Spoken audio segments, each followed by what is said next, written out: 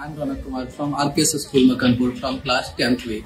And I am Avneet Verma from class 10B. We have made a dummy of electronic voting machine, that is EVM, which is mainly used in elections where people go and cast their vote to elect their representatives, whatever whom they want, who work in beneficials of that people's.